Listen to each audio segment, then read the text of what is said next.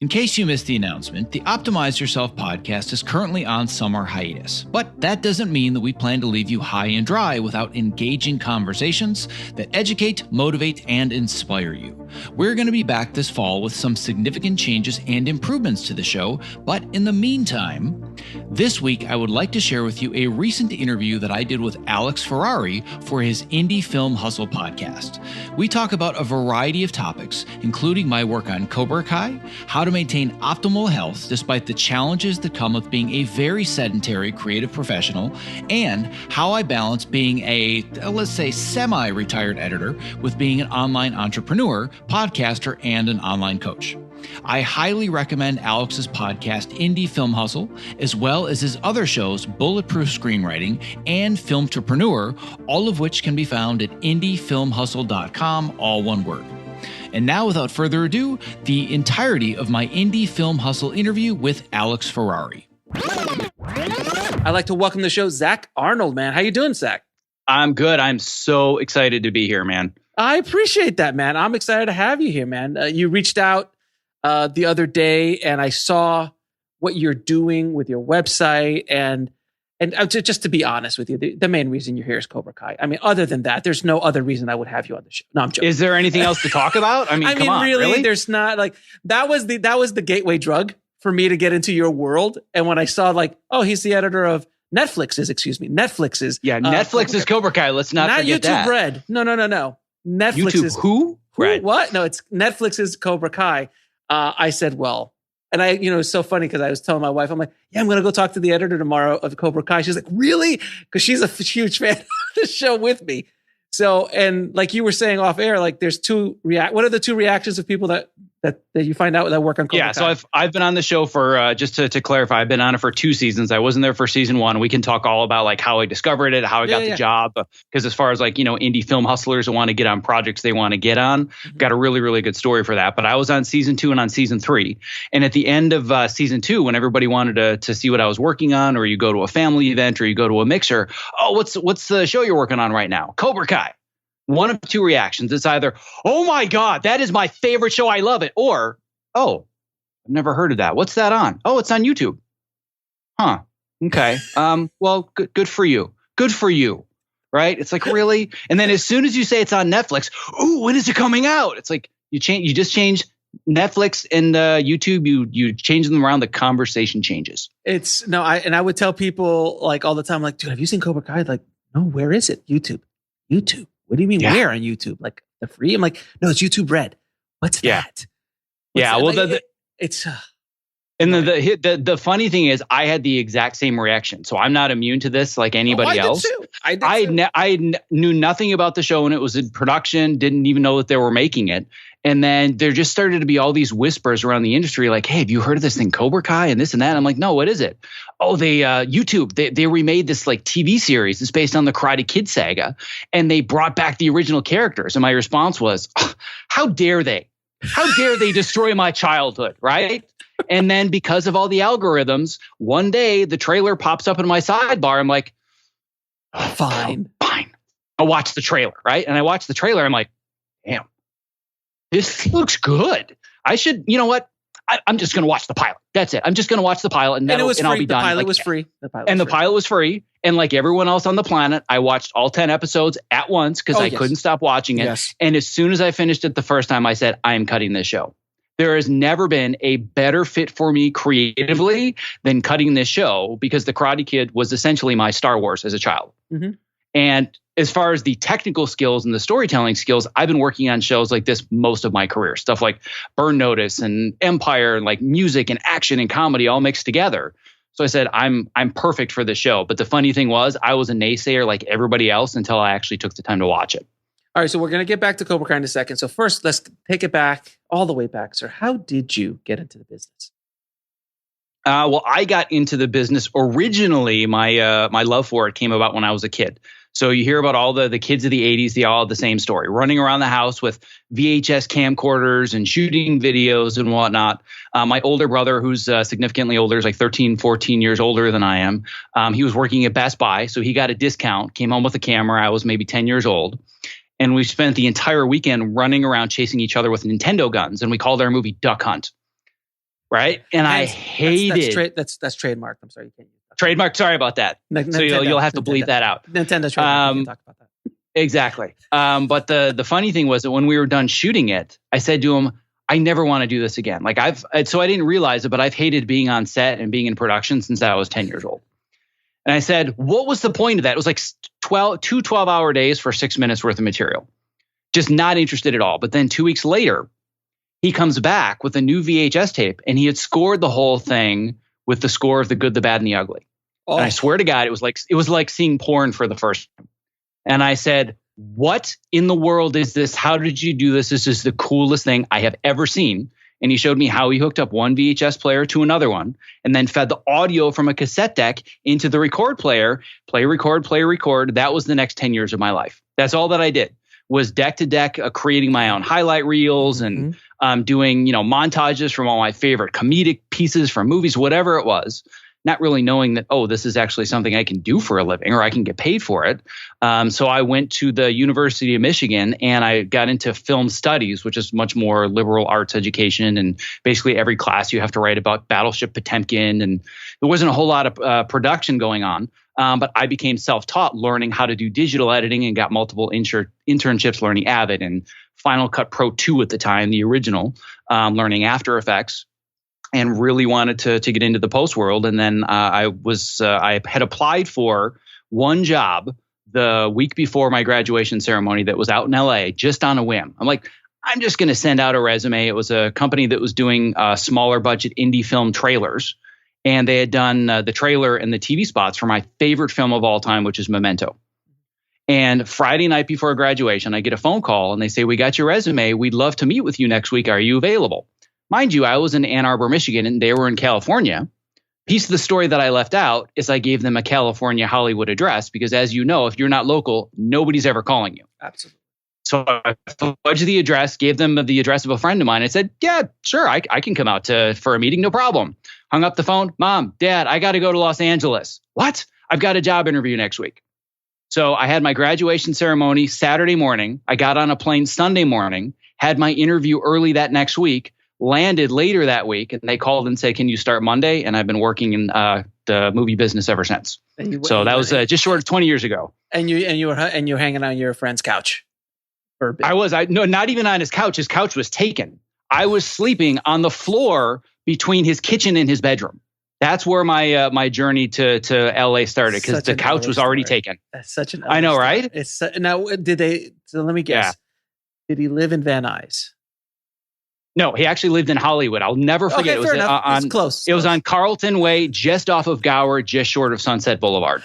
So you were in the mix, sir. You were in the mix. Oh, yes. I was right in the middle of it. Yep. From small town, suburban, Midwest America to Carlton off of Gower and Sunset in Hollywood. Talk about a shock, right? I almost needed a passport to travel because it was like going from one foreign country to another.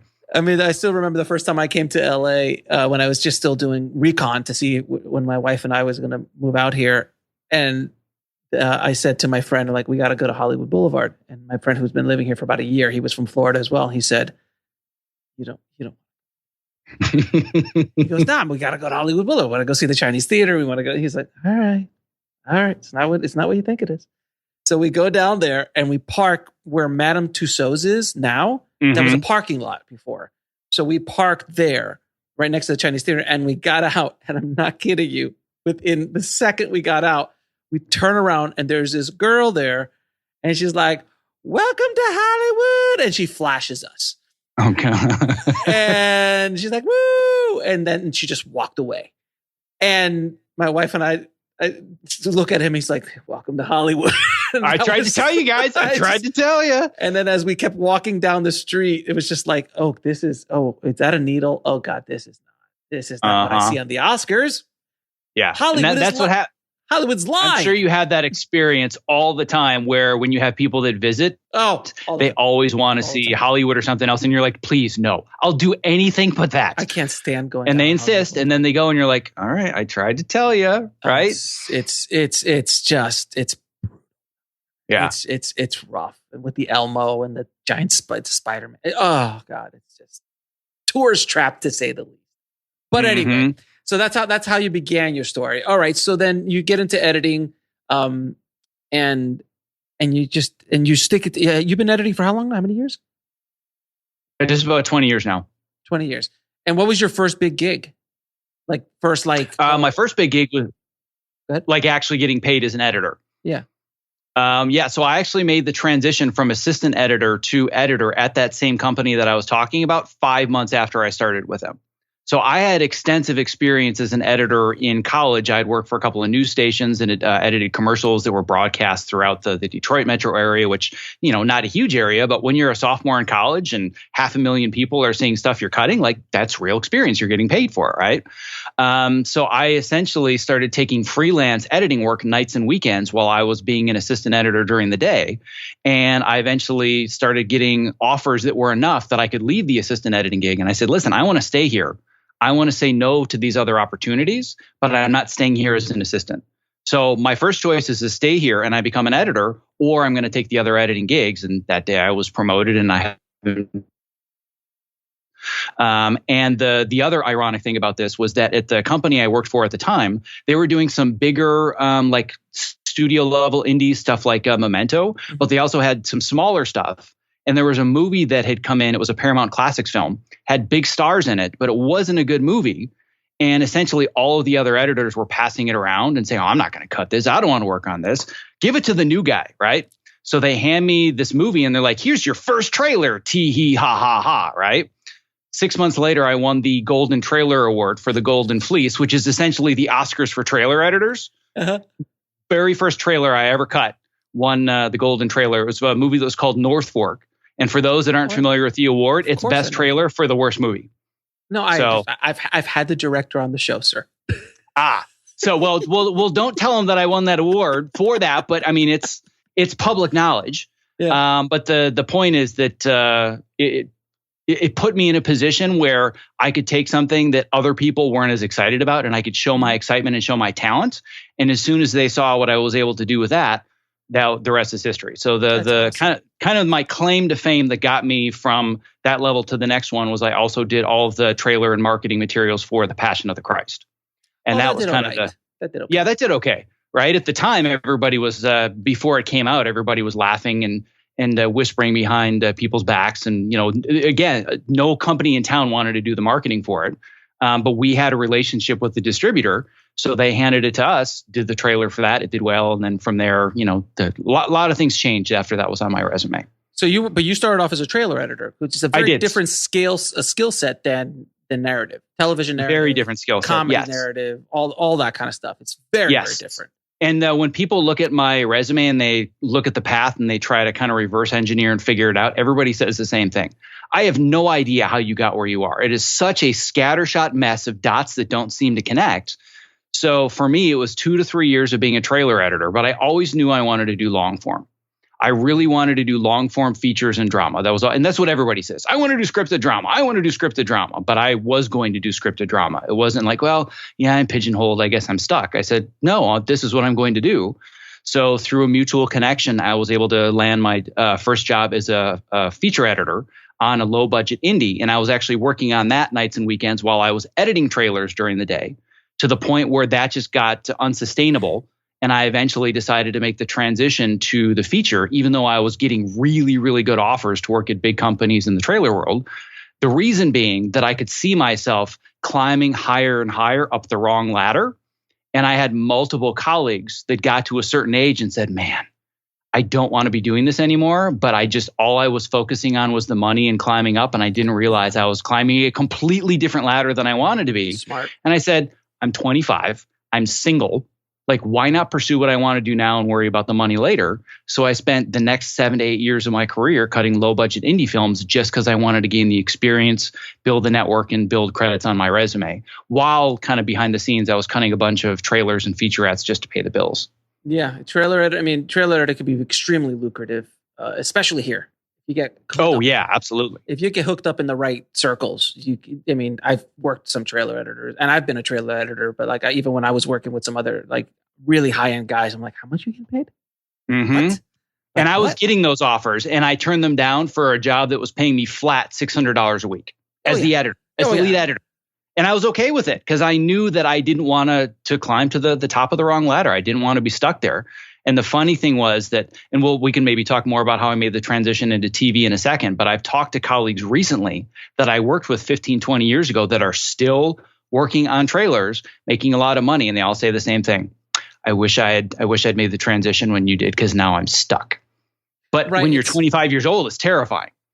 Yeah, like you're a 50-year-old trailer editor who's really well known. Like the jump into movies at that point is going to be a tough, because you've got to grind for another 5 years. Yep. 5, 6, unless you get something that pops. But if not, you really got to grind. And just the world is so different. Yeah. It's so different than it was when we were younger. All right, so let's get into Cobra Kai, man. So how the hell did you get Cobra Kai? And I just need to know the story. Absolutely. So like I said, the beginning of the story is that I identified the show just through the random YouTube algorithm and seeing the trailer. But as soon as I finished it, I said, it wasn't a matter of how cool would it be to work on this show. It was a different mindset. I said, I am cutting this show. Like there is no question. There is no alternate reality where I do not edit season 2 of the show. So the first thing that I did was I did research. This is actually a process that I teach extensively in my program now. It's called going down the IMDb Pro rabbit hole responsibly. So you target a show, and what you do is you start to build this concentric circle of network where you can find who are all the people that were working on it, and do I know any of those people? And if I don't, do I know people that know those people? So it was a matter of you can't just go online and go on whatever the job website is, whether it's Media Match or Mandy, and it's going to say, seeking editor for season 2 of high-profile Sony Pictures television show called Cobra Kai. It doesn't work that way. It's all about relationships. And one of the biggest misnomers, or the biggest excuses, frankly, that people use about not being successful in Hollywood is, it's all about who you know. Well, no shit, it's about who you know. Get to know people. Right? Make it a full-time job to build relationships and get to know people. You want to spend all day long in your small, dark room learning Avid or DaVinci or whatever it is, that's fine. But if people don't know that you're really good at your craft, you're never going to get hired. So I always tell my students, don't wait to be put in the right place at the right time. Put yourself there. Right? So what I did was I started to research who all the people were, went through extensively every single name, and I found one person that really didn't even work that much on season 1 creatively. It was a post-producer that was brought on at the tail end of it, essentially just to keep the trains running, make sure that all the color was done correctly, make sure that all the delivery deadlines were met. And this was somebody that I had worked with on a pilot for a show called Underground about 3 or 4 years ago. So I'd cut the pilot for that show. And we only worked together for, I don't know, maybe 5-6 weeks. So we had a working relationship, but I hadn't kept up with her. And I thought to myself, how do I provide value to this person? That's always the first thing I'm thinking. I think that when it comes to networking, everybody thinks to themselves, "Ooh, how can I get something?" Right? And I'm thinking, how can I provide value? Because ultimately, this show really hit me hard, and I know that it's something that's providing a lot of positive impact and value to others.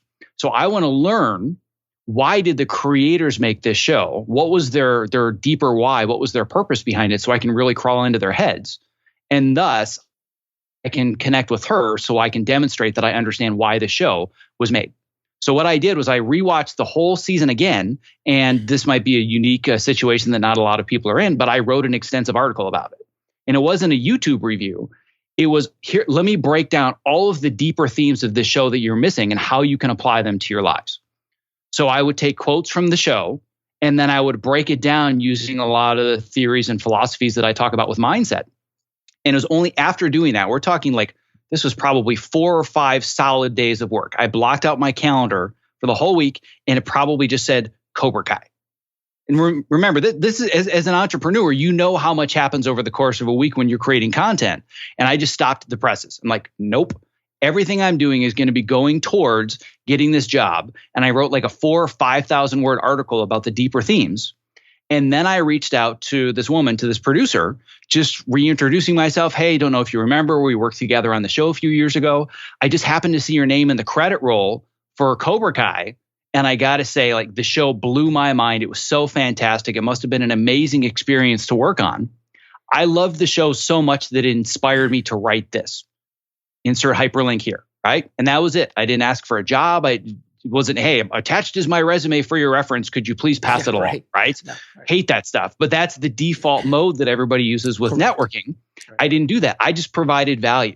Right. I wanted to make somebody's day. So they're like, my God, I spent all this time in this, dark room and it was so hard, but it had an impact on somebody. That's kind of what I do at the end of the day is I want to have a positive impact.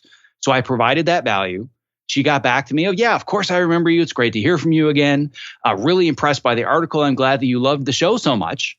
By the way, just wanted to let you know they might be looking for an editor for season 2. Interested? ? And I'm like, I'm in, right? So as soon as she sent that, I don't remember exactly what the response was, but it was probably a lot of all caps expletives. Yes. But whatever it was like, yes, I'm very, very much interested. I'm currently looking at a couple other shows at the moment, which was true. But this would be by far my number one choice. Is there an opportunity to meet with the creators of the show? She said they're not really actively looking for editors at the time, meaning just because of the calendar, they were still in the writer's room, and that was probably a couple months away. Mm-hmm. And I said, I totally understand that, but I have other opportunities that I'll probably end up taking. So if there's a possibility I could meet with them this week, that would be ideal.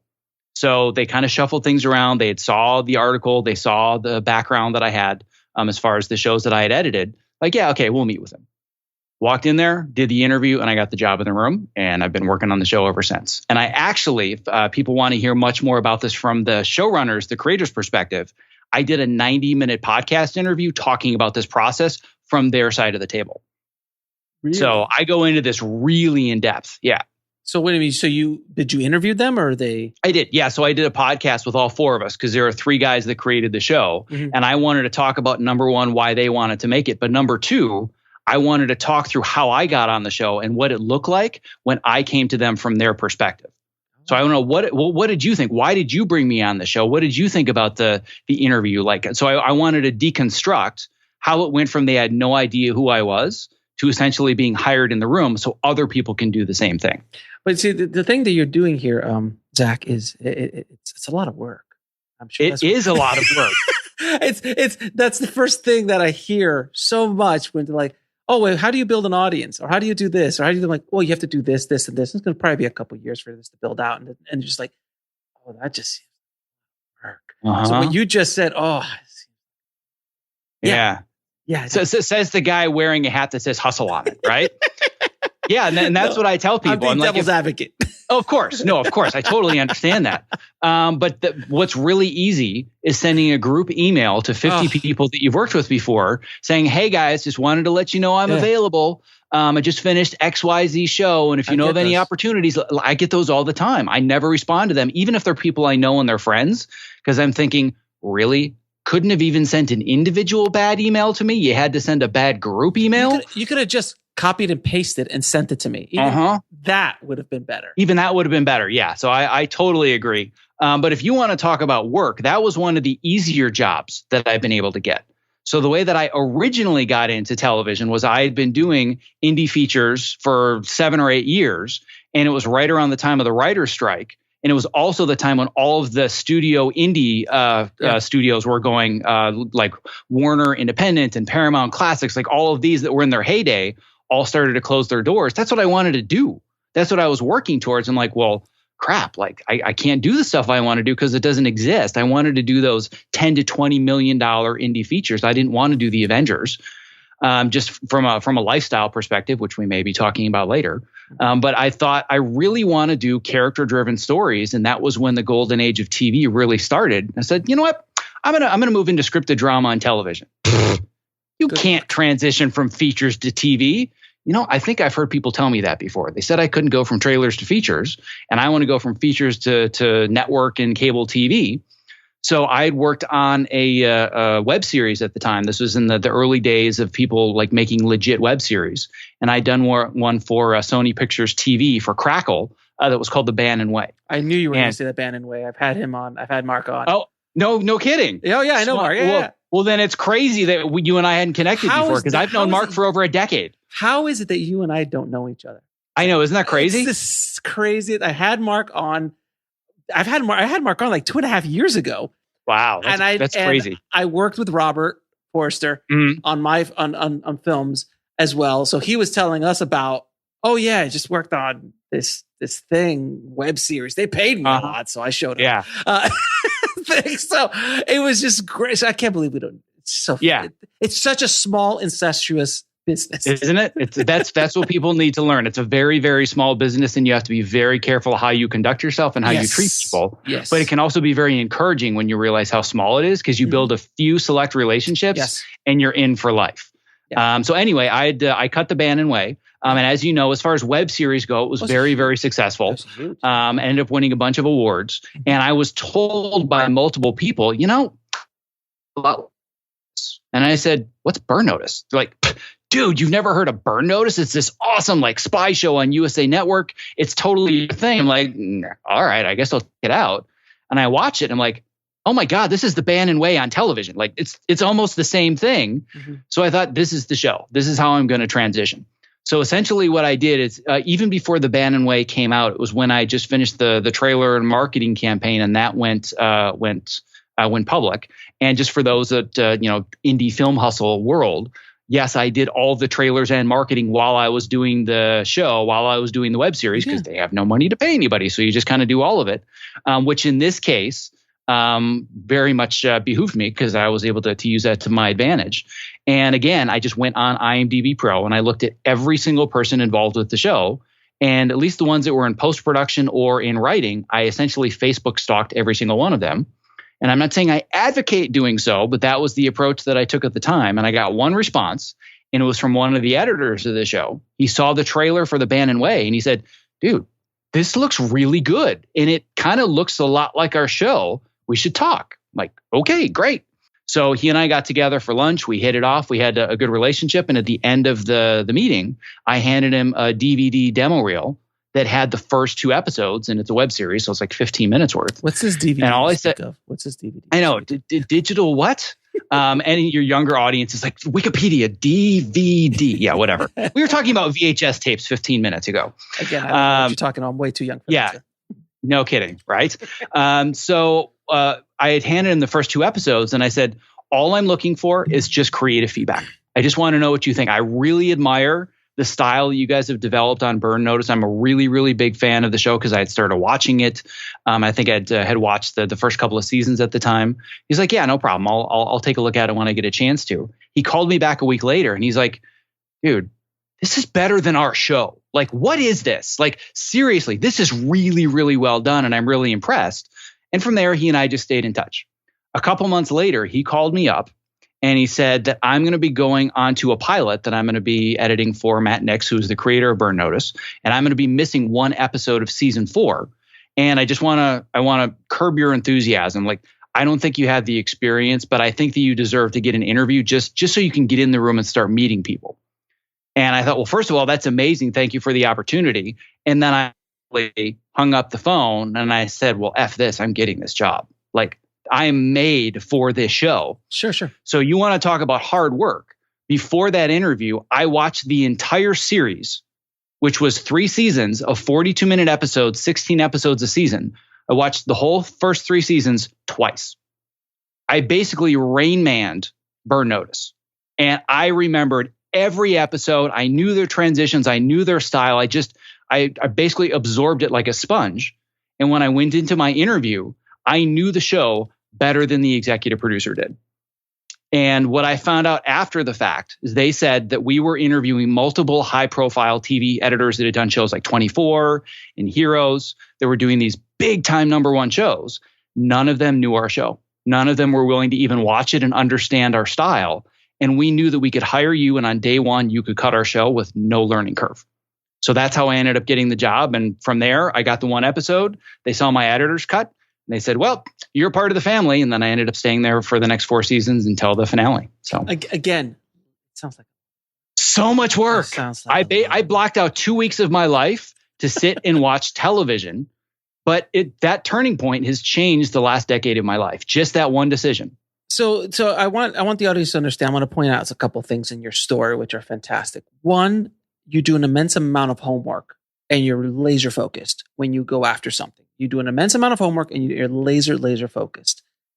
And then when you are approaching people to get a job, you don't approach them to get a job. You approach them to build a relationship, to provide value, to be of service to them in one way, shape, or form, to like, hey, what do you think of my stuff? Because we already started that. You didn't start off with like a cold email, like, hey, I just edited The Bannon Way. Here's 2 episodes. I'd like a full report. Like you don't start the relationship that way, but once you build it up naturally and organically to the point where he's like, you know what? I just talked to this kid. I don't think you're going to get a guy, but I'm going to let you come in.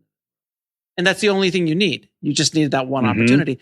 But so often filmmakers and people in the business, they don't use a scalpel. They use a sledgehammer because it's easier to do a sledgehammer move. But the problem is that everyone uses a sledgehammer and not many people actually take the time to do the scalpel. Is that fair? Exactly. Yes. Oh, that's exactly the way that I teach it in my program. I use a different analogy though, that when it comes to networking and meeting people and trying to get jobs, everybody's heard of the shotgun approach, right? Sure. So the best visualization I can give, this is a horrible post-pandemic visualization. It worked great until March, but you walk into a giant room of 500 people and the mindset is, I've got a stack of 500 business cards. I'm just going to hand them all out.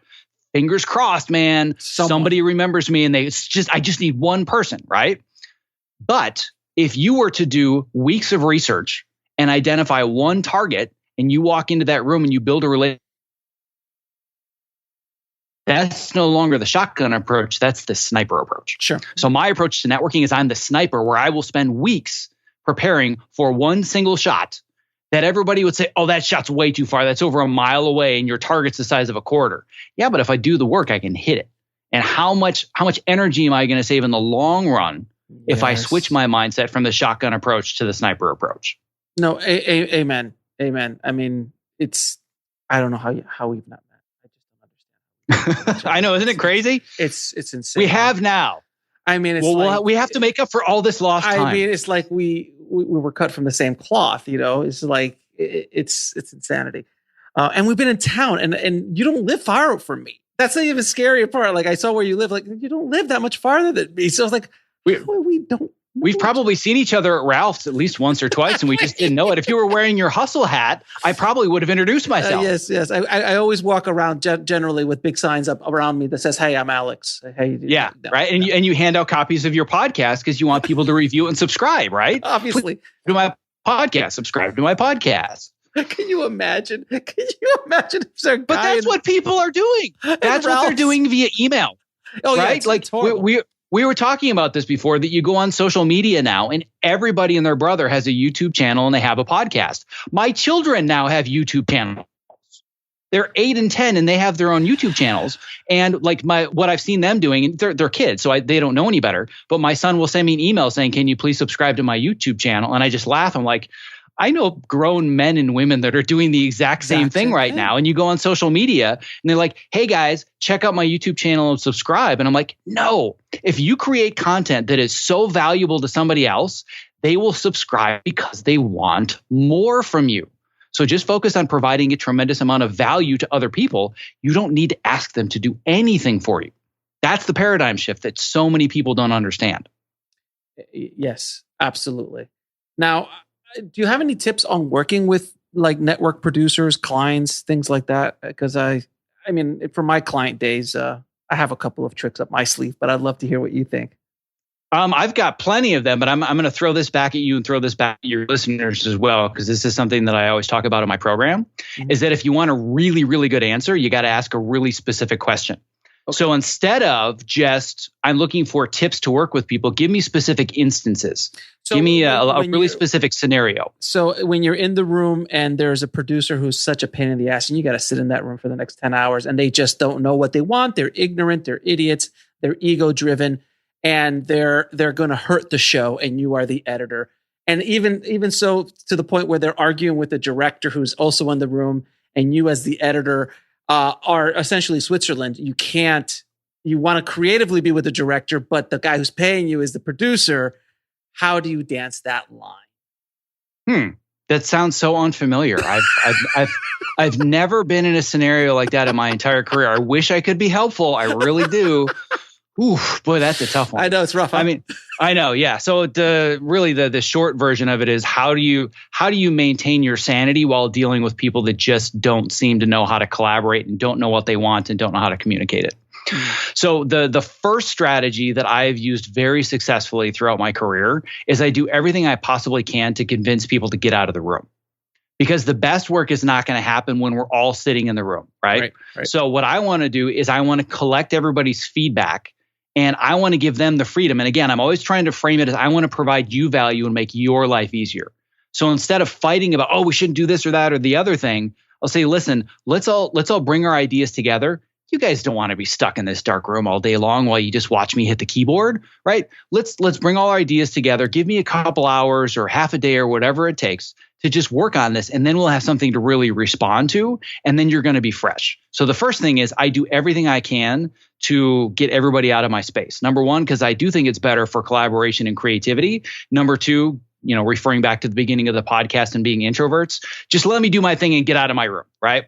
So that's the first thing that I'll do. But then the second is that I will do my best to really try to get everybody to see this as we're not trying to figure out who's the most important person in the room.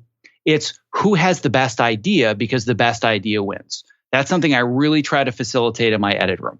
So one of the metaphors that I always use, and I even talked about this in my interview with Cobra Kai, because when they interviewed me, I interviewed them. I wanted to know, what's your process? How do you approach it to make sure that we are compatible? When you're young, you just want the gig and you want the credit. When you get to a certain point, if the job is miserable, it doesn't matter what the credit is or how good the show is. It's not worth it. So I always want to know, what's your collaborative process? And I said, to me, as far as I'm concerned, if I have my door open and I'm working on something and the janitor's cart rolls by and they say, you know what, I would go with the close-up instead of the wide shot. If my thought process is, janitor, what do they know about filmmaking, right? That's the worst way to look at it. But if I listen to them, I'm like, he's right. Close-up would be better. Oh my God, right? Those are the people that I want to work with. And if I know that I'm working with people like that, I can be more open in sharing my ideas, because we're all going to be very energetic and sometimes confrontational, but it's always with respect, because we're trying to fight for the best idea winning, not the person whose ego is the strongest and the most important that needs to be pleased. Now, on the flip side, you are inevitably going to be in situations where that is no longer the case. And I will do my best to express what I think is the best idea. And then I just leave my ego out of it. And then it essentially becomes, I'm an extension of the workstation. I press the buttons that you don't know how to press, and I will give you whatever you want. And that's not a good place to be. But as soon as you release your mindset from, I have to be the shepherd of this thing and I have to make sure the best idea wins, sometimes you just have to let that go. Say, all right, it's not your show. This is the way things are going to be. They're paying me to be a technician, right? And at this point, I'm the technician. And as soon as I accept that, it makes it easier. It doesn't make it easy, but it makes it easier. So for me, it's all about, number one, give me the space to do what I do best, which is not with you guys sitting on the couch every 2 minutes on your phones while I'm trying to come up with ideas. But then if we are stuck in the room, all right, well, let's at least come to the consensus that the best idea wins, not the highest person on the call sheet or the biggest name in the credits or who has the biggest paycheck. And if that doesn't work, well, then I'm basically here to be a set of hands to give you what you want. I'll express my opinion here and there, but if you don't want to hear it, that's going to collect my paycheck and I'm going to go home and I'm going to polish my resume and I'm going to look for another show. Right. Exactly. And what I always say is, I always tell people, offer to pay the check twice. You give your idea once, give it one more time. If they say no, move on. You can't. See, the way that I do it is very, very similar. I have a process that I talk about that's almost the same. Do you know editor Alan Bell? Yeah, I know the name. Yeah, so he's done the last 3 Hunger Games films. He did The Amazing Spider-Man. He started out in the Fox Searchlight and indie film world as well, which is where he and I got to know each other. But he essentially said the same thing, but he said I do it 3 times. The first time I'm very clear about what my idea is. The second time I'll just it's an hour later or a month later and we're watching the same sequence, I'll put it out there again. And if they say no to it, okay, that's fine. But then just one more time before we lock picture. Hey, by the way, guys, before we decide that we're done with this, I just wanted to bring up A, B, and C. Just wanted to put it out there one more time. And then if they say no, well, then you move on with your life. But I had another editor that was on a panel once that said something that was really profound to me. And I actually heard it recently. And I'm really, I'm selfishly upset that I didn't come up with it myself because it was so brilliant. And they said, at the end of the day, whatever work we're doing ends up on TV or on the screen or whatever it is, like over 90% of those edits are our choices. We have to be okay with the other 10% belonging to other people. I was like, oh, brilliant. So sometimes you just have to let other people make their choices, even if they're cringeworthy moments for you, knowing that you did your best. And this is a little trick I've done, and I'm sure I'm not the first to do it. Do you leave a mistake in so the guy with the ego has something to say? Oh, absolutely. You leave a bad cut in, or you leave something that's so obvious that they have to because they have to justify themselves being in that room. So you've got to throw some red meat at them. Yeah. So there's a term that I came up with when you get those notes, whether it's the ones that you kind of intentionally put in or the ones that when you're reading through the notes, you know that it's just for the sake of them being in the room. I call those thumbprint notes. Oh, this is a thumbprint note because they just got to get their thumbprint on this. And one of the things that I've always wanted to do, and I always say I'm going to, and I never actually follow through, but I want to create a short film, and it's only going to be like 2 minutes long. And it starts with a scene in the edit room where you have the executive giving his notes or whatever it is. But then you fast forward to like a month later and he's watching the show with his wife or significant other and that moment comes up, all for the reason of him being able to say, see that? That was my idea. Yeah. That's what it's all about. That's what it's all about. You got to give him that little bit and be okay with the fact that the vast majority of what's there, you get to own. Some of it, you gotta swallow that pill. Now, I want to kind of get a transition into your optimize yourself, company, what you're doing with that. As an editor, you sit in a chair in a dark room for 10 to 12, sometimes 15 hours, depending on the job, a day for, in our case, decades. And that is generally not the healthiest way to look at things, and again, when you're 25, you're all good, man. It's all you think good. You're bulletproof. You think you're a machine and you can do it forever. All day, man. It's all good. Carpal tunnel. I don't know what that is. So, but then as you start getting older, your body starts to hurt, back problems, this and that. What is your advice on dealing with that? Because I know you have a whole course about that. So can you talk a little bit about that? I do. This is you literally. If I were a doll, you just pulled the string on the back, and I might go for hours. So I'll keep my soapboxing to a minimum. Sure. I'll make this more of a TED talk than an entire lecture. Okay. But yeah. So the realization that I had at about the age that you alluded to at 25, that was when I was working on that first indie film that I talked to you about.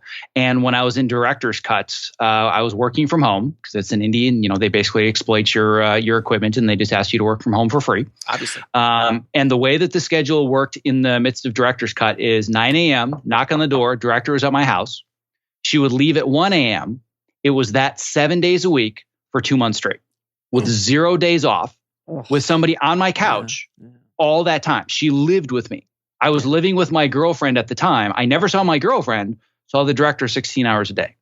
And as soon as we had a break where we were in the process of sending the current cut out to all the various studios in town to get distribution, I completely collapsed.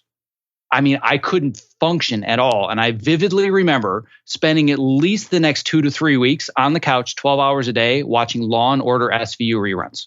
To this day, I still can't watch it because I get these horrible anxiety flashbacks from remembering that. But there was one point that my girlfriend at the time, who's now my wife, she had said, and I don't remember exactly what it was, but it was really simple. Like, hey, do you mind, cleaning up the stuff in the kitchen and taking out the trash? Broke down in tears because it was just too overwhelming for me to be able to figure out how can I do that right now with the energy that I have. And I'm like, okay, there's a problem here. Something is going on and there's something wrong. And I started to meet with multiple specialists, and I was dealing with severe depression and anxiety and the B word, which I had never really experienced before, which was burnout. Which is, of anybody in a creative field, they should be more afraid of this than anything else because it destroys your ability to make a living. And I was completely and totally burned out. And if you had paid me $1 million, I could not have come up with an original creative thought. And I realized at that point that the way I was doing things was not sustainable. It's not like I was 50. I was 25, just starting my career saying, I'm not going to be able to do this for the next 40 years. So something's got to give because I'm just beginning and it's already destroying me. Before that, I was in really good shape. I had done martial arts for about 10 years. I was into yoga. I've always been into learning about the athlete's mindset and athlete psychology, and just personal development has always kind of been a thing on the side. And I thought, well, what if instead of saying, well, I'm working, I'm in tunnel vision and I'm only working and I'll focus on all that stuff during hiatus, right? It's this idea of, oh yeah, I'll get healthy when hiatus comes.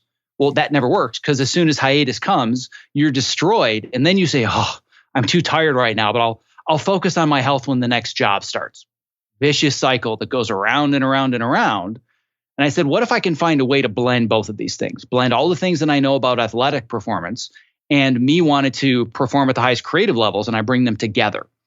And that started about a decade's worth of self-experimentation, just trying standing desks and sitting on yoga balls and trying juicers, like all this stuff. Like I went massively down the biohacking rabbit hole. And a lot of stuff didn't work and I failed a lot. But then as things started to come together, people started to come to me and they'd say, how are you staying in such good shape and you're working on these big shows and you just had kids and it just doesn't seem like it's possible. And I started to talk to them about all the things that I was doing. And really the biggest area that I was focused at the time was how can I be active at my desk? Because it's so hard to find the extra time, and find is a big word. It's all about, I need to find the time.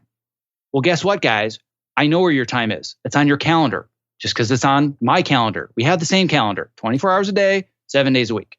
You're not going to find any more time.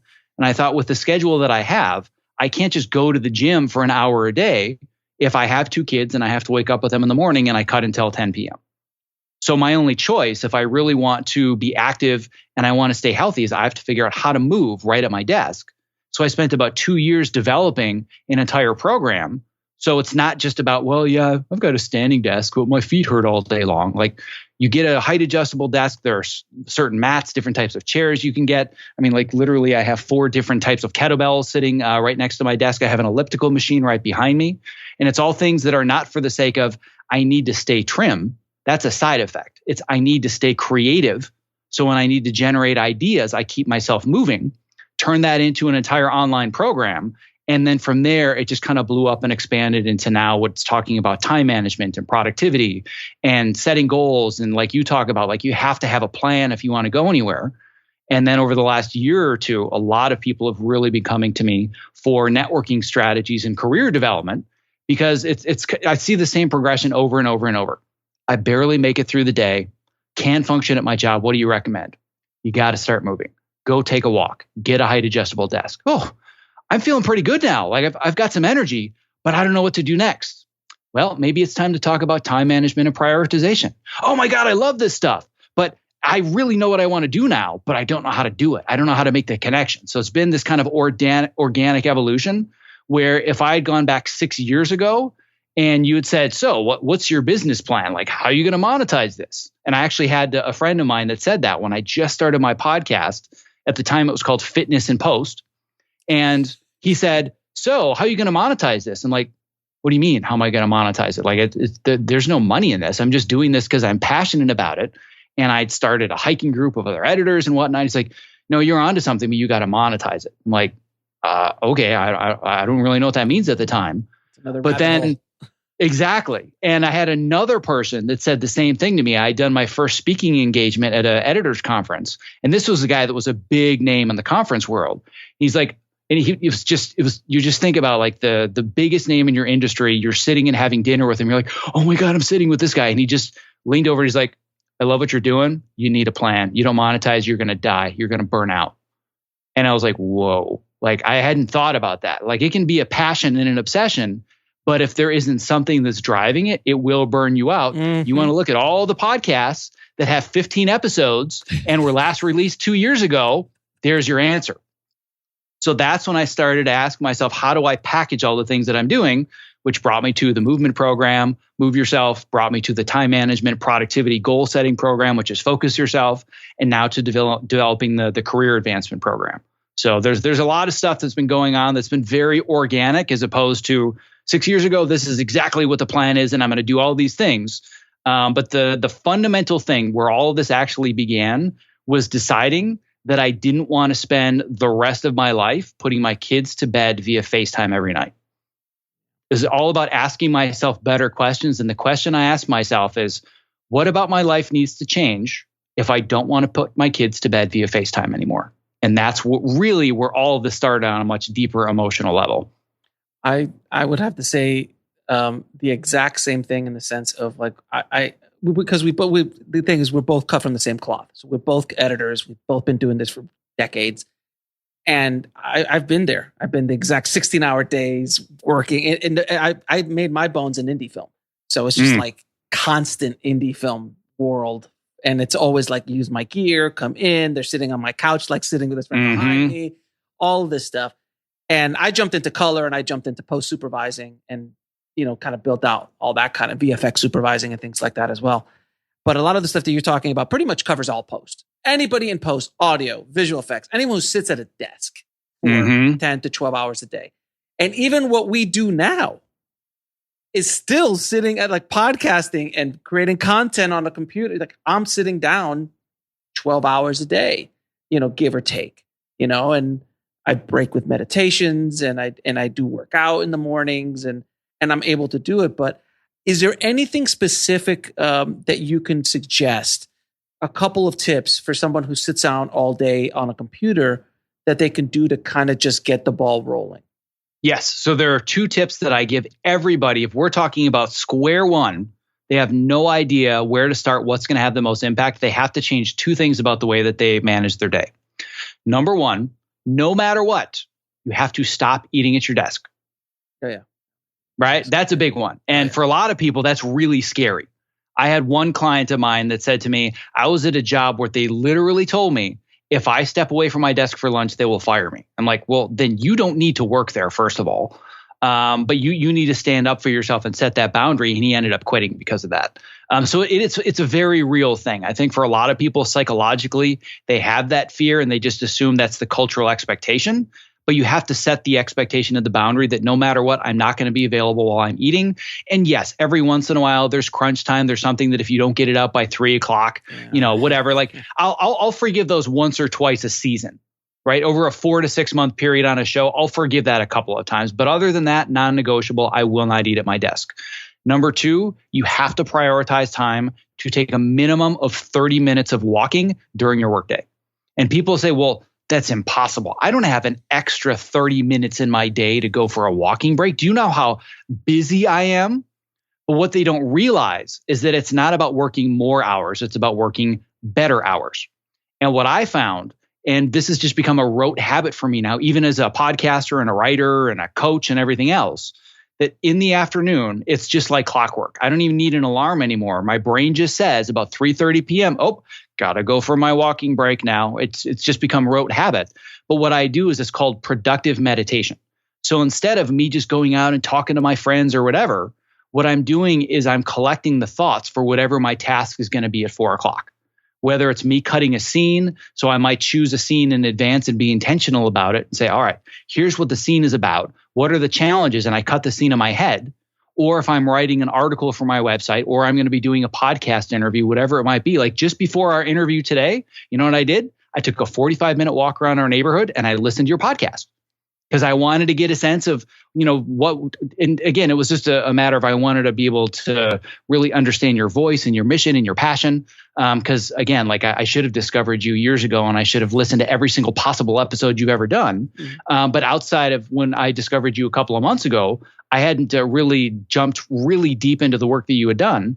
But that got my brain primed and ready to be the right fit for this and know what the right topics of conversation are. I'll do the same thing if I'm going to have a podcast interview with somebody else where I'm the host. Well, I'm going to listen to past interviews that they've done so I understand what's the most important thing for them. If I'm going to write an article and I need to outline it, I outline it while I'm walking. So most of my article outlines are dictations. So I'll take a half-hour walk and I'll just dictate, okay, so part 1 I think needs to be this and this and this and transition to this. And don't forget to add this quote from this one person.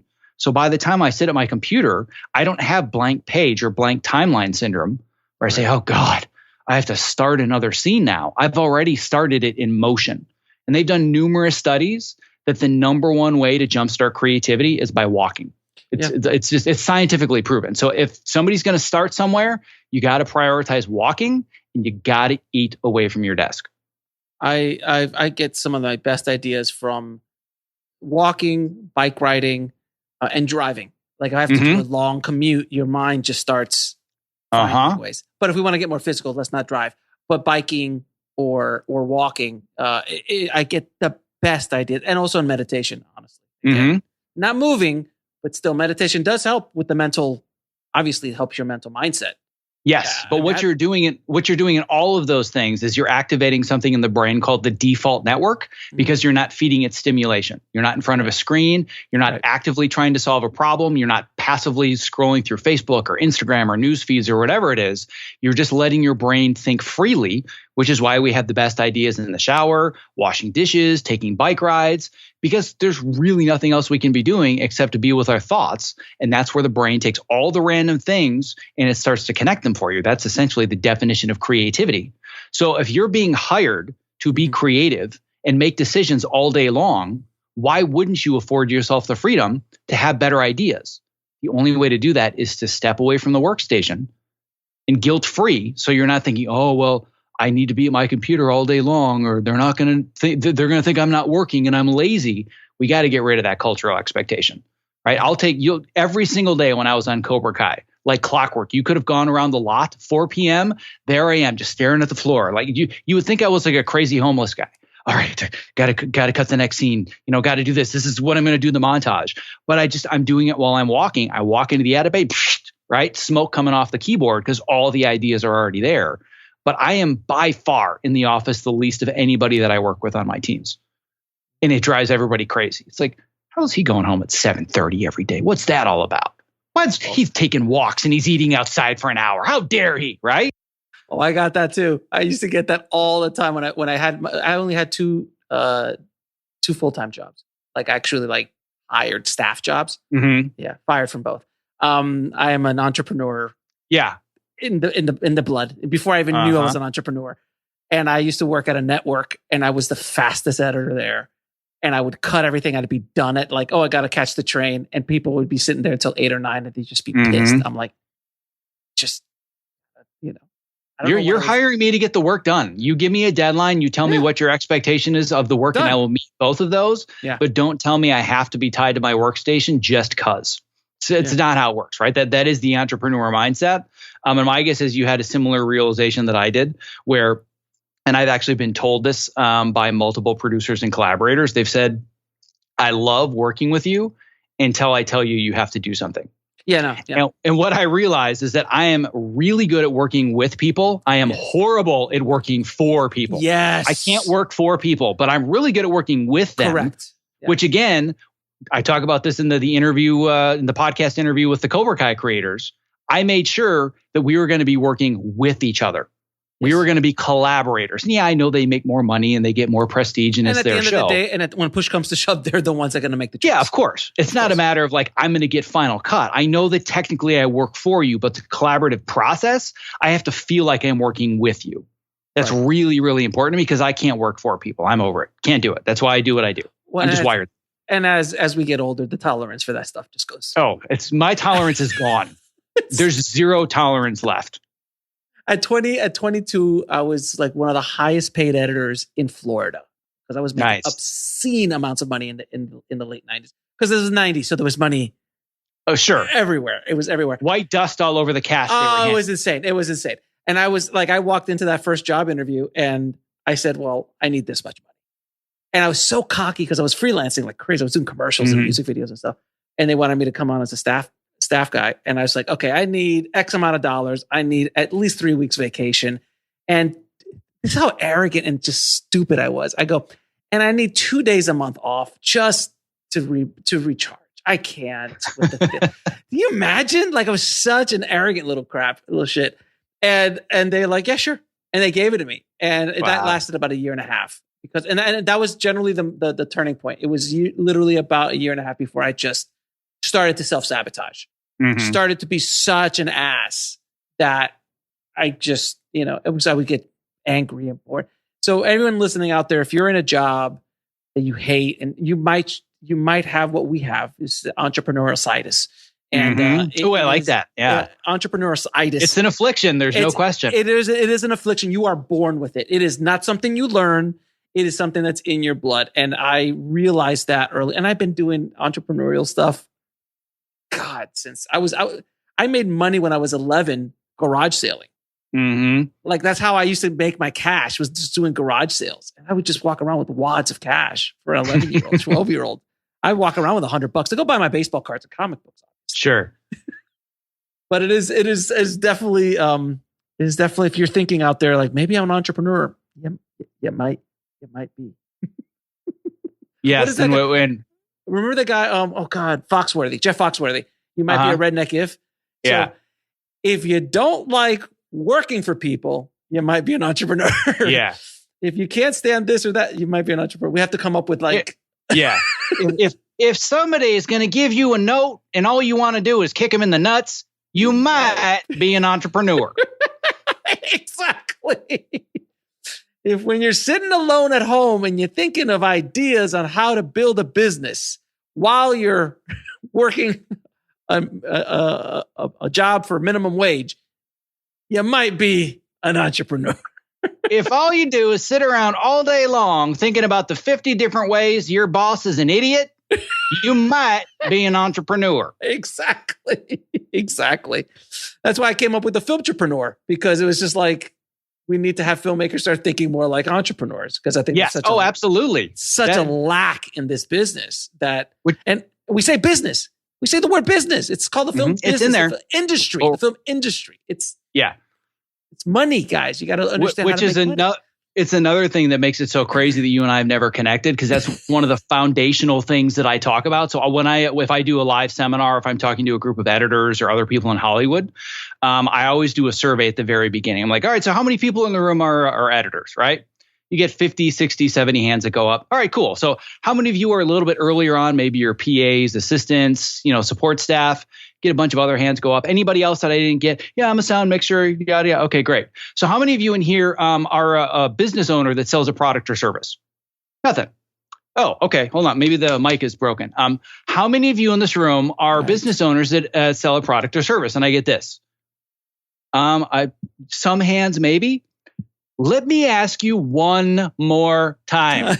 How many people in this room are business owners that sell a product or service? And then all of a sudden it's like, oh, wait a minute. He means us. Oh, and then every single hand goes up. I'm like, you have to treat yourself like you are the CEO of a business of one. A CEO isn't just working on their craft. They have to market and pitch their product or service. And if all you want to do is sit in that dark room and learn the technology, that's great. But nobody's ever going to discover you. So you have to learn, how do you think of yourself as a business, even if you're working for other companies, even if you're staff. There is no world anymore where we come out of college, we start at the bottom rung of the ladder of a giant corporation where we work for General Motors or Ford or Microsoft or Google or whoever it is. We work for them for 30 plus years, and then we get a nice pension and we retire. Those days are over. So you have to treat yourself like you are a business and you are constantly moving from one client to the next. And for some reason, creative people just don't seem to grasp that very well. Nope. And that's why there's so many areas in our business that there are sharks, predators, and parasites who take advantage of the creatives that don't understand that. Distribution comes to mind. And post comes to mind. I mean, post-production for sure. Yeah. Oh my God. So many producers who don't, like these editors who just don't understand their worth. Like when I came out to LA, the first job I had when I landed, I was editing, color grading, and post supervising an entire feature for $10,000. Oh God, that's painful. The whole thing. I've been there. I was so happy though, and she was a great director, and we built a great relationship. And it was my first job. It was my first job in LA, so I landed with that job waiting for me. So I was so grateful for it. And I know a lot of people are like $10,000. That's a lot. I worked on that project probably about 3 months. Yeah, you extrapolate for the amount of time, and it's like nothing. You could have made more if you were an assistant manager at McDonald's and worked less. Exactly. And by the way, that film never got released. Yeah, which is usually the case in the indie world. Never got a release ever. Like, didn't even get thrown anywhere. It's non-existent somewhere. Yeah. So it's yeah. And it's funny you bring up this idea of just the exploitation of creatives and artists. I literally just released an article yesterday talking about this because there's research that has come out that actually proves this is the case. And there's a term for it. It's called the passion tax. So they actually did research at Duke University, and they found that it is deemed more culturally acceptable to take advantage of artists and creative people and those that are passionate about their work. And it's less acceptable to take advantage of somebody that doesn't enjoy what they do. It's just science at this point. So anybody that feels like, God, is it just me, or do I feel like my good nature and my talents are being taken advantage of? Oh no, it's a real thing. And it now even has the term. So it's very, very real. And if we do not learn how to use the magic word properly, it's just going to keep happening. So everybody asks, how do I change things? How do I make things better? What am I missing? You have to learn how to use one word extremely well. You better learn the word no. Mm-hmm. No is the most important word if you have any interest in pursuing a fulfilling career in this business. Otherwise, people will chew you up and spit you out. And when you're starting out, you generally eat some crow when you're starting out. Absolutely. You can't say no from day one, but you can say no to things, again, that are not the right opportunity. So for me, at 24 years old, I was saying no to 6-figure jobs in the trailer world because I knew it wasn't the direction I wanted to go. So that's not saying no belligerently like I'm an ass. That's just, you know what? Unfortunately, this isn't a good fit. I would rather go down this path and climb this ladder instead. That was me saying the word no in so many words. But everybody just wants to chase the next gig and land the next paycheck. And as soon as that happens, it becomes this vicious cycle of the lifestyle expands and my network expands to be more people that have more of the exact same kind of work. Then it's a decade later wondering, what the hell am I still cutting reality? When did that happen? I never wanted to do this. It's because you keep saying yes. Mm-hmm. And I wanted to ask you something, because I know this is something that a lot of our people in our business, I'm sure you know a lot of them are going through this right now with COVID. You know, when you're working as a freelancer and you're working on jobs like, you know, going on Cobra Kai or things like that, that's great. That's wonderful. But in a situation like we're in right now, which is obviously a once in a generation situation, when you rely on someone else for your livelihood, it is a very dangerous place to be. And I've been trying to say that to people for a long time, especially filmmakers, because when you have films, you own the rights, you set things up right, you have passive income coming in from those films. And if you create courses, you create other ancillary product lines, and that's what the whole Filmtrepreneur book that I wrote and all that stuff is about. When this hit, I just still seeing, you know, colleagues of mine who are just like, I don't just nowhere. I don't know what to do. Mm-hmm. And it hurts me. And I'm like, I've been trying to say this for years. I'm like, guys, you've got to build out something outside of this. You've got to have some sort of control of your destiny, because when you work for a major corporation, and it could be any of the big studios or any big giant corporation in any field, they will cut you so quick, generally speaking, to cut their bottom line or to survive. You are not top of their priority list.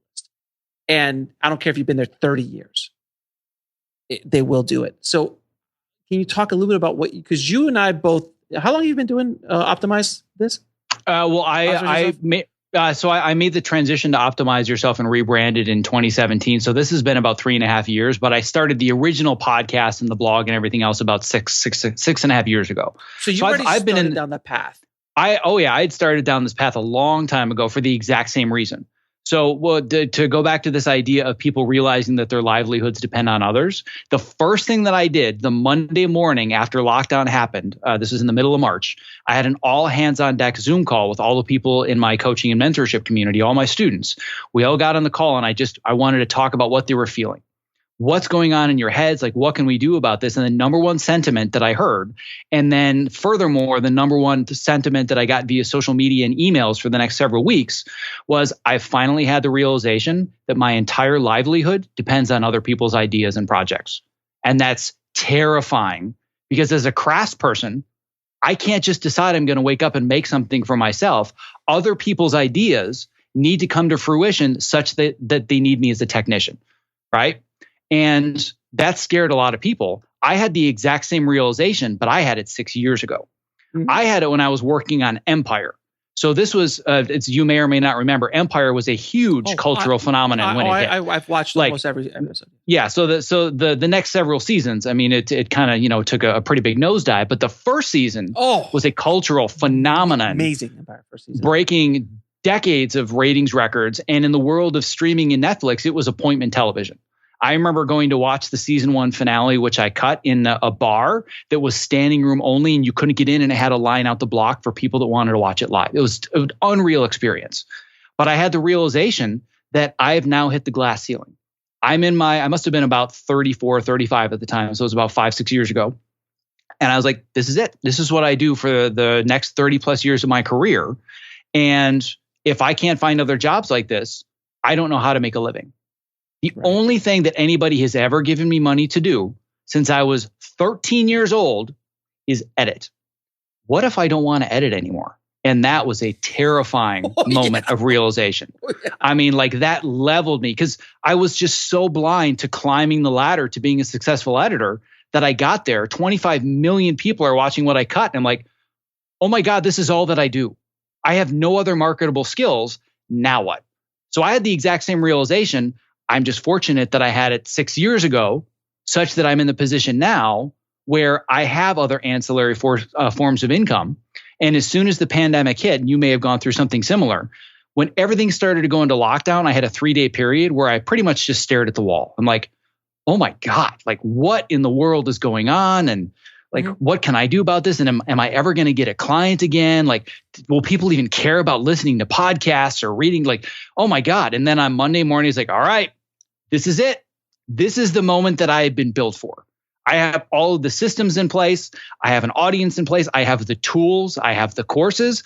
This is the whole point of this. Maybe I'm not completely ready for it and I hadn't planned for it, but this is the whole point of why I made the transition. And since then, as you and I have already talked about, gasoline on a fire. Just mass explosion, because so many people have gone from, oh, it would be nice to have those strategies, but right now I'm just too busy, too much work. I'm just too busy to worry about it. There's nothing scarier than when you realize that your excuse for why you're not doing things is you don't have enough time. And then you're given all the time in the world and you realize time wasn't the problem, because I've got it all and I still have no idea what to do. That's been a very scary realization for a lot of people. Yeah, and I agree with you 110%. I had that realization 5 years ago when I read a book called The 4-Hour Workweek. That's a big one. The Tim Ferriss book, which I've talked about a lot on the show, and that was the book that kind of opened my eyes to say, oh, I could build an online business. Mm-hmm. And the funny thing is, I had built an online business. I don't even think I've ever said this on the show. I had built an online business in the 90s. I had a website. I had two websites in the 90s, and I was selling banner ads for that website. And we were making $4 or $5 grand a month, me and my partners. The problem was it cost $4 or $5 grand a month. Just the damn server bills were so damn expensive back then. So it wasn't a real business that could scale back then, or at least I didn't understand. There wasn't nearly as much information as there is now about it. But I'd always, I was doing Amazon affiliates in the 90s. I understood what that was. So it was kind of scary to step my foot back into it when I did Indie Film Hustle. And you're right. Like, I was editing, I was directing, I was doing post, all of that stuff during the building stage of Indie Film Hustle, the initial building stage of Indie Film Hustle. And then 2.5 years ago, I just said, I'm done. I don't want to do any more post. I'm going to shut down my post-production. And when people call me, I'm like, yeah, I'm kind of retired. Yeah. And when I say that out loud, it's weird. Yeah. It's scary because your identity is tied up in that, right? It was for a while. One of the things that's both very rewarding and also terrifying about when you're a creative professional is everybody says the same thing. Oh, editing isn't what I do. It's who I am. Directing isn't what I do. It's who I am, right? And I get that. I understand how that generates ideas and it generates creativity and it gives you ownership of your work. It will also consume and destroy you. Absolutely. If you tie your entire identity up in what you do, which is why so many people are having these horrific come to Jesus moments because of the pandemic, because their identity was completely tied up in their work. Now they have no work. Who am I? What do I do? What is my purpose? And right? That's a pretty big spiral to start going down. That's very scary. I mean, I was for a decade, I'm a director. I'm a director that edits on the side. And that's what I was. And I wasn't anything else. And my entire world was that. And every time the directing did not work, which oddly enough, it would happen a couple times, the certain projects didn't show up. I didn't get the funding. That project went down. I wrote a whole book on the first one. When I almost made a movie with the mob and all of these kind of things. My whole world came crashing down, and it was just up and down, up and down. It's just brutal. Till I finally came to realize, like, I'm not only a director. I'm a human being that happens to direct. I'm a human being that happens to edit. And then I started adding more job titles to that, and it made me feel better. But first and foremost, I am a human. Then I'm a dad, husband, and that's more important than all this other stuff. And I've met, and I'm sure you've met them, filmmakers who just like, all I do is watch Kurosawa and Kubrick films all day, and I am just that dude, and I'm going to be in the Criterion collection, and I'm going to do this, and that's great. And I was that dude. I'm sure you were at a certain point, like really went deep down the rabbit hole on that stuff.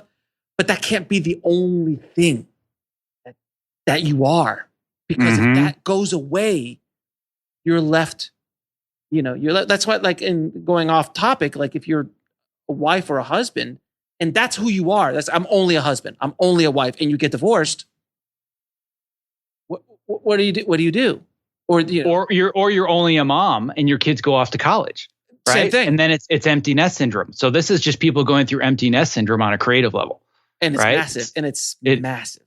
Yeah, it's scary. It's really scary what's going on out there, and that's why, and we were just talking, we're kind of joking about it, like how many podcasts have popped up. Like all of a sudden everyone was like, you know what? I think it's time. I'm going to start a podcast.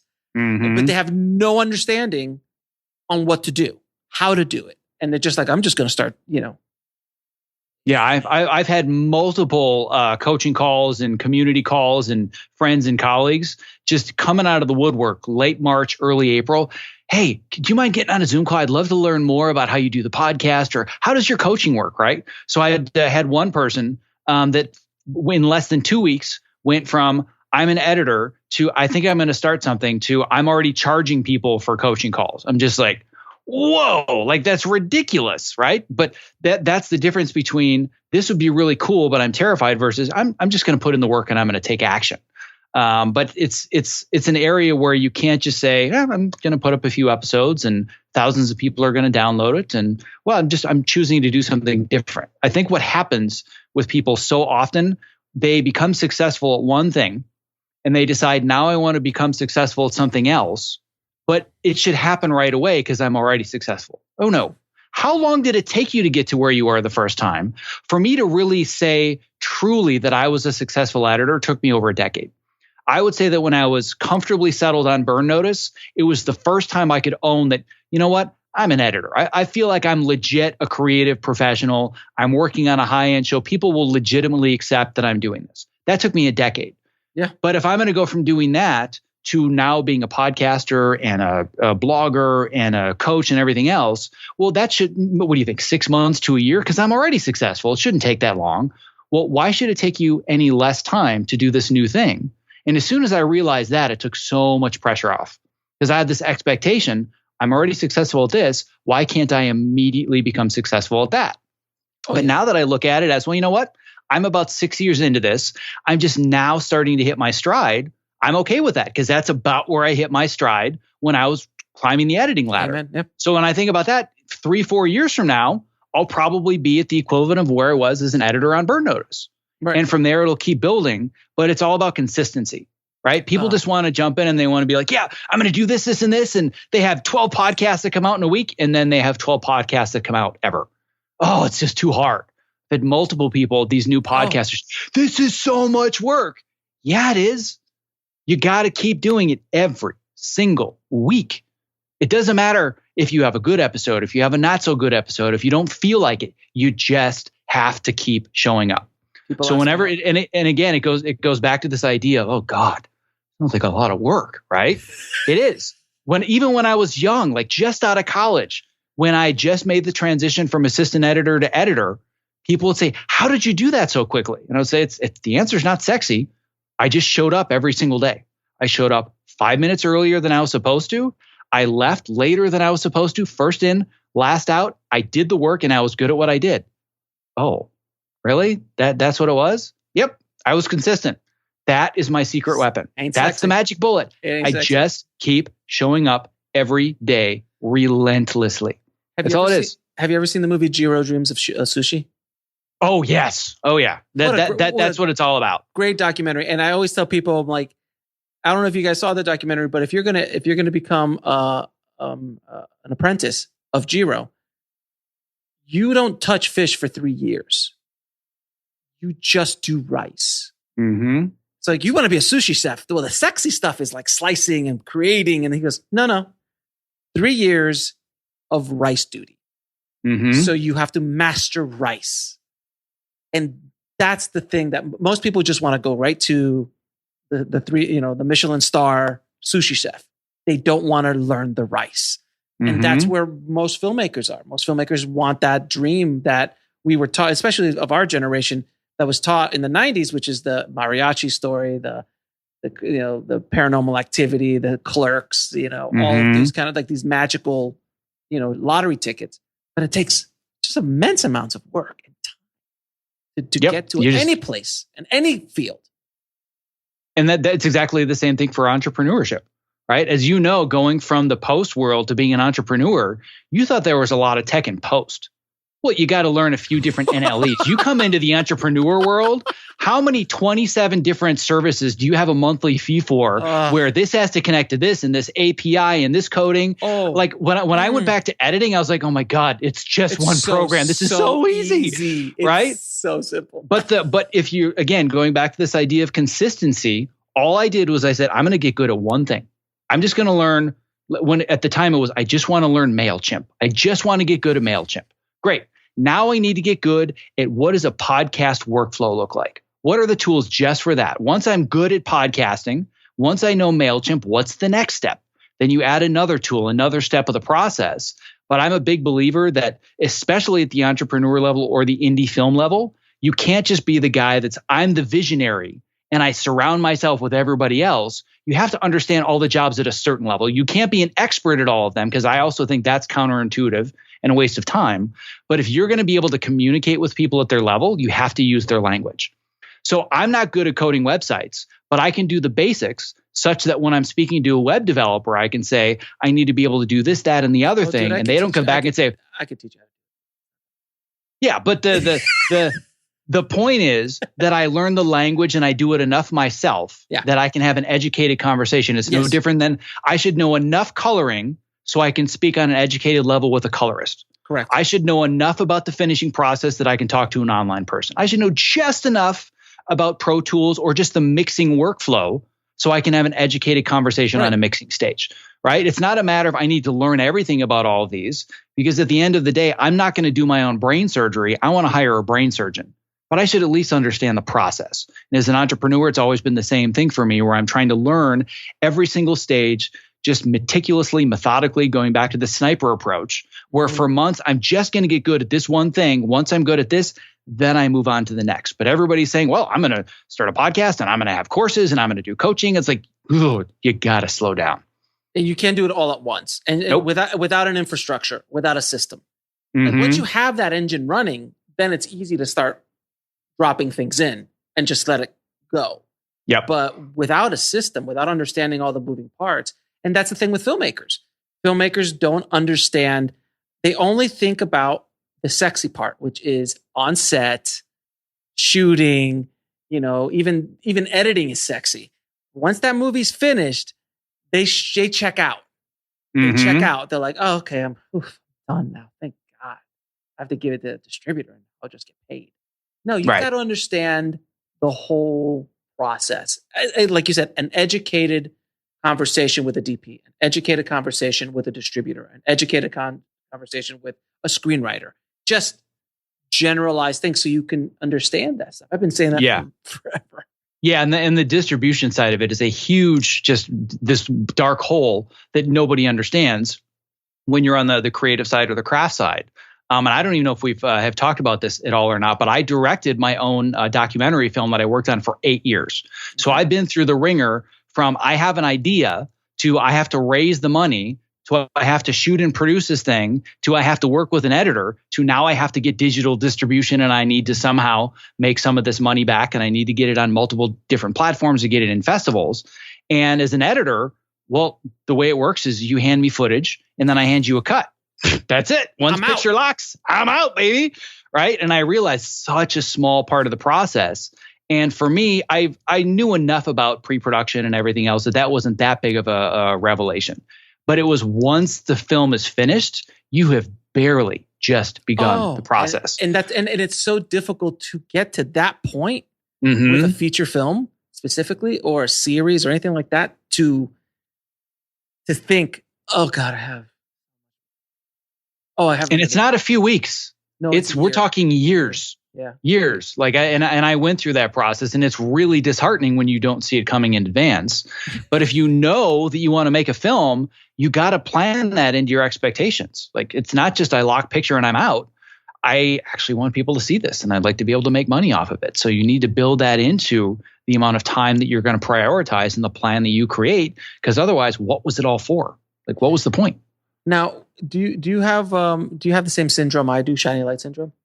It's a really bad thing. Shiny light syndrome. I call it squirrel syndrome, but yes. Similar. Oh, shiny yes. light syndrome. I was actually diagnosed with adult onset ADD at 25, which is the whole reason that my program was built because I needed it because I couldn't get anything done because it's the, squirrel syndrome, shiny object syndrome, whatever. Ooh, I'm going to do that next. Oh, but I could also do this, right? It's like just how do you stop any and just tips on focus how on to one. Because creatives are like that. We're filmmakers. Oh God, yes. We have one idea here. We have one idea there. We have one idea here, and you just won't ever get anywhere. What any advice on that? Yes. So the advice that I have is that you need a place to, number one, capture all of those ideas, because I think the biggest fear is I'm going to have the idea, and if I don't do it right now, I'm never going to be able to realize this thing. So I got to take action. But that never gets you anywhere, and you spin in circles. So you need a system such that you can capture all of the ideas, but give yourself the time to process them, look at all of them at once and say, well, what are all of the great ideas that I have? And which one should I really pursue next, such that if I pursue just that thing, leaving everything else on my someday list, it's going to make all the other ideas that I want to act upon easier because I have accomplished and successfully finished this thing first. And that's a really, really hard thing to do when you have shiny object syndrome or squirrel syndrome. But when you look at the big picture and you just force yourself to stop and prioritize everything, you realize in the long term, I might have to set my expectation that this thing isn't going to get done as soon as I want it to get done. But if I can do everything right instead of worrying about doing everything fast, imagine how much better things can end up working out if you're patient. I am so frustrated that I don't have 4 or 5 more of me. I'm convinced you already have 3. So it's multiplicity, just like that Michael Keaton movie. That's exactly what I was just thinking. Like I saw your podcast and I'm like, how many of you are there? It's so fun because I literally have the next 2 years mapped out. I have of ideas and projects and things that I need to be pumping out. And it's so frustrating to me. Like, I just want all of it done now. I want it all done now. And I'm the same way. What I talk about when I talk about with productivity with my students, I say to them, if I were to shut the world off, disconnect every form of communication, and I just worked from all of the things that I have on Trello as far as my plans for the next few months or whatever, I have about 4 years of things to do without getting bored. At least 4 years worth of things that I want to accomplish with no new ideas and no new external expectations. But the reason I don't have all the anxiety about it is because I have it all processed. It's all sitting there waiting for me when I'm ready, but I know what I have to do next. I know what my one thing is right now, and there's only so much I can accomplish in any 24 hours or any 7 days in a week. So let me just make the most of that time and know that the rest of it will be there as it's waiting for me. That's the best that you can do, but it's very, very frustrating. It's so frustrating. I know you telling me like, how do you do all this stuff? Do you do like how many podcasts you have, all this stuff? And I'm slacking, dude. I'm just such a slacker. You don't understand. There's like 20 things sitting behind me that I could do right now. I feel like I'm a failure. And it's so weird to think that thing sometimes. These thoughts that come into your head like, oh, but I could do more. I could do more. And it's a sickness, but if you know how to harness that energy, it could be very powerful. Yeah. So what everybody else sees is what you've accomplished. What you see is everything you're not accomplishing. Exactly. Right? That's an entrepreneur. That's the way that we're wired. I know all the ideas. I know what it's supposed to look like on this day on the calendar, but you're not seeing all those things because I suck and I'm lazy and I'm not hustling enough. And everybody else is saying, this is fantastic, right? Like I even told you, I looked at your podcast on all your websites and like, man, I'm just accomplishing nothing with my life. What am I doing here, Mr. I'm releasing one podcast a week and you shit out a podcast like every 3 hours. Like, who am I? Right? So I definitely have the same syndrome. I definitely get it. I'll tell you a quick story, James Cameron story. So I had a friend of mine who's a director who had him on the show, and he got to shadow James Cameron while he was making Avatar before anyone knew anything about Avatar. And he's there shadowing him, and he's got they're in the capture stage and all that kind of stuff, right? And there's like 50 people on three levels with computers and wires everywhere. He's got that camera that we all saw that it's super cool. And he's just sitting there watching James, and he's like doing the shot, and he goes for the shot and he runs into a tree, a digital tree. And he goes, "Damn it, Bob, get this tree out." And you see this giant mouse come in from like God, takes the tree with roots and all and moves it 30 feet. And he goes, "All right, let's go again." Like that's an insane technology back when Avatar, still an insane technology, but it was insane technology when he did it. So my buddy walks up to him and goes, "Hey, after like when the James, man, it's pretty cool technology. It's like pretty insane what you're doing here. It's pretty great." And he goes, "You know what would be great? If this camera didn't have this damn cable attached to it. That's the problem I see." So everyone else sees that like, holy cow, look what you're doing, James. And James only saw the cable. That's where we're at. Yeah. Well, he's an entrepreneur, right? It's the same thing. All we see are the things that we are not accomplishing. So it's definitely a sickness, and it's a tough one to get over. But the best advice I have is just focus on the thing you're doing next. And I just tell myself over and over and over, and it's really hard to listen to myself say it. I just want to do it right before I do it fast. Quality over quantity. That's what I'm always working on. It's just, I want to make sure, is this the best it can be? But without being a perfectionist, because that's also another reflection where then the imposter syndrome really crawls. Oh no, this isn't good enough, right? It's got to be perfect before I can release it. Just put it out, right? Like if I go back to my first podcast, they're awful. Oh my God. Horrible. Production value's crap. There's no theme to them. They just ramble. But you know what? I wouldn't be here where I am today had I not put those out and gotten feedback. Just all kinds of feedback, positive and negative, which guides me to where I am today. Yeah. So I've released multiple courses way before they should have been released to the public, but I do it in small cohorts with people that I trust. So I can say, listen, this is not ready for prime time. I want to know what works and what doesn't. And they're like, "Oh my God, I love this idea. This is great. But this one module made no sense at all." Like, all right, well, I guess I got to fix it. But if I waited until I felt like it was perfect, I still wouldn't have a podcast. I still wouldn't have a coaching program, and I certainly wouldn't have online courses. Right. So you got to do it right before you do it fast, but you also just have to be willing to release things out into the world and iterate. Now, I'm going to ask you a few, because we could talk for at least another 2 hours. Oh, easily. That's not even a question. I have at least 10 other questions that we didn't even get Well, I was going to say you have like 7 other podcasts, so we might as well just roll right into the next one. We could just roll right into the... We might be doing that. So I'm going to ask you a few questions I ask all my guests. What advice would you give a filmmaker trying to break into the business today? That they need to be specific about what they want to do. This is such an easy thing, is you can't go into the business saying, "I will do anything," because that is going to get you into nothing but trouble. Number one, it's going to lead you down the wrong path doing something that isn't fulfilling to you. But number two, it makes it impossible for anyone to help you. Right. So for me, going back to this example of when I became an assistant editor right out of college, I didn't go into that interview saying, "Oh my God, I'll do anything." I went into them and I said, "I think the best position for me right now is being an assistant editor at a trailer house. There's no better fit for me because what I really want to do is be a trailer editor. But I can't be a great trailer editor until I understand what an assistant does." Bam, job in the room, done. It's specificity. So when you're early in your career and you want to break in, everybody just wants to do anything to get their foot in the door. Get your foot in the right door. And sometimes that means saying no to things, but you got to be specific. And the only way people are going to help you is if they understand how to help you. That's a really big thing that I talk about, where especially people breaking in say, oh, all of these people that are successful, they don't want to help me. I don't believe that's true. I believe that people want to help you, but they don't know how. And it's your job to tell them how they can help you by being specific. And what is the lesson that took you the longest to learn, whether the film business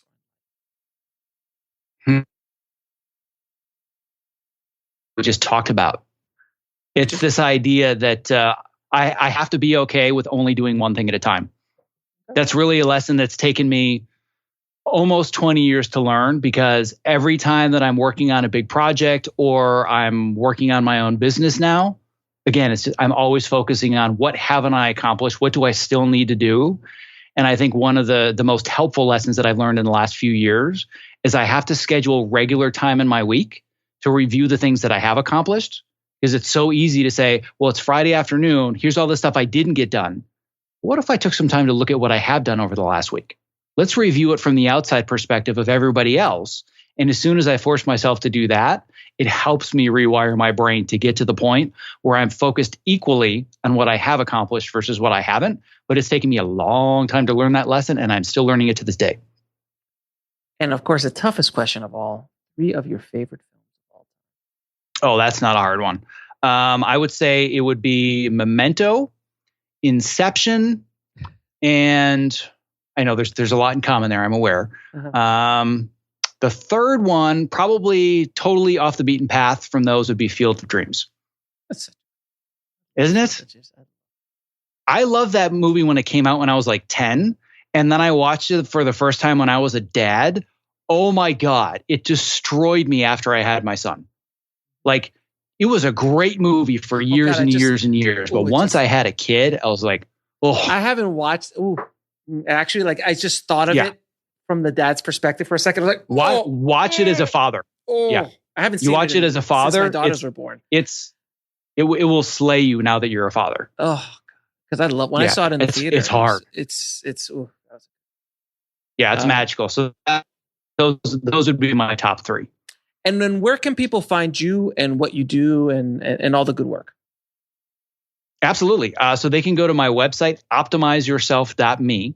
And I have a ton of free guides. I've got a couple of master classes that they can join. So what I'm going to do for your listeners, I'm just going to put everything in one place where they can just opt in, and I'm going to send them a link to all of it. So rather than having to randomly go around the site and find the ultimate guide to making it in Hollywood or the ultimate guide to optimizing creativity or, shiny object syndrome, there's a deep work master class so I can focus on my one thing. I'm just going to put it all in one place. optimizeyourself.me/indie film hustle. Okay, great. And I'll put that in the show notes, guys. Zach, man, it has been an amazing conversation. Like I said, we'll have you back on my other 7 podcasts. Absolutely. And you and I are going to have to start a mini mastermind, because boy, do I have to pick your brain. I've got some stuff to learn from you, my friend. And vice versa, my friend, vice versa. It's an absolute pleasure. And thank you for doing the good work you're doing, man. You are a very cool voice in what we do. And it's rare to find. So I appreciate you and what you do, man. Well, thank you. And I appreciate you saying that as well. I want to thank Zach for coming on the show and sharing his crane kick of knowledge with the tribe today. Thank you so much, Zach. And as a bonus to the IFH tribe, Zach has put together a free ebook on how to write amazing outreach emails for you to get jobs, for you to get an agent, a manager, how to get attention from somebody you're trying to get attention to. All you got to do is go to optimizeyourself.me/indie film hustle. And guys, Zach is a really impressive guy, as you guys know now by listening to this interview. You should really check out his websites and links and things that he's working on, because if you're a creative and you really want to get optimized and get healthy and become better, faster, almost like a bionic version of yourself, I definitely would check out his stuff. And you can get links to anything we spoke about in this episode, including how to get a hold of him and his wares at indiefilmhustle.com/427 at the show notes.